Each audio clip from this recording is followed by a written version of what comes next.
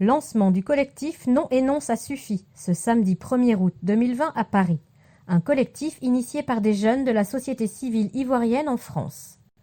Non et non ça suffit se veut un mouvement engagé de la société civile ivoirienne avec un objectif politique clair en Côte d'Ivoire. Le collectif revendique qu'il n'y ait absolument pas d'élections en 2020 parce que les conditions des élections saines, justes et transparentes ne sont pas réunies et nous avons peur encore qu'on nous engage dans des élections qui vont entraîner la mort des Ivoiriens. Ça suffit. À ce lancement, de nombreux Ivoiriens de la diaspora, dont des leaders de la vie politique et sociale qui, par leur présence, ont salué cette initiative qui veut œuvrer pour une nouvelle donne politique en Côte d'Ivoire. Mais le temps presse parce qu'on n'a pas assez de temps. Et je vois que ce mouvement qui vient d'être lancé là, en train de faire un travail. Les intellectuels qui parlent de droits et autres là, ils n'ont qu'à faire leur travail. Mais moi je veux qu'on cherche les jeunes activistes là, trouver parmi eux des gens comme Pépé Paul en 58. Peut-être vous étiez jeune, vous n'avez pas connu. Mais moi j'ai connu 58. Quand Pépé Paul s'est arrêté à la gare de Bassam, il a lancé le mouvement. Les gens n'y croyaient pas. Mais en un mouvement, ça a embrasé toute la Côte d'Ivoire. Et on a gagné. C'était la Côte d'Ivoire qui avait gagné. Parce qu'à l'époque, on ne pouvait pas respirer. Tout le monde adhère, c'est très bien. J'ai aimé une chose, ils ont l'air déterminés et ils ne veulent plus que ça continue. C'est une espèce de cri du cœur. C'est comme si c'était leur tripe, leur ventre qui parlait. Et souvent, c'est ça qui paye. C'est pas le reste. C'est une belle initiative. Je suis moi-même acteur de ce collectif. Donc voilà, je dis, il faut parer au plus pressé. Comme j'ai dit que le frère Raphaël m'a emboîté le pas, le temps joue contre nous.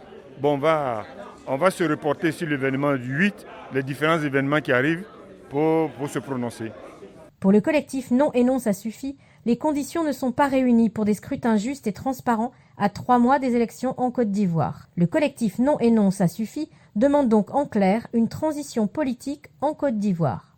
L'objectif premier, c'est d'obliger tous les politiques ivoiriens, avec la société civile, à s'asseoir pour discuter de l'avenir de notre pays, pour remettre les choses à plat et repartir sur des bases saines.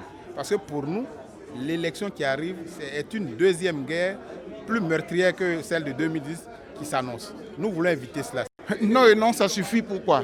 Mais parce que ça fait pratiquement une décennie que la Côte d'Ivoire est à l'arrêt, tant au niveau de la démocratie, au niveau des libertés publiques, au niveau des droits de l'homme.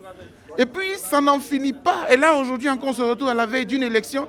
Le pays bouillonne, on sent qu'il y a quelque chose, une bombe qui se prépare. Donc non et non, ça suffit. Et moi qui suis militant des droits de l'homme, je prends ce concept-là sous l'angle de les morts, ça suffit en Côte d'Ivoire. Les violations des droits de l'homme, ça suffit. Et si celui qui est à l'origine de toutes les violations des droits de l'homme et de toutes les morts se trouve être le chef de l'État, ben à un moment donné, il faut déguerpir ce monsieur pour que la Côte d'Ivoire respire. Le collectif Non et non ça suffit, lancé à Paris ce samedi 1er août, appelle à la mobilisation des Ivoiriens partout dans le monde et prévoit déjà une série d'actions en France. Alors la première action, c'est d'abord une action de mobilisation.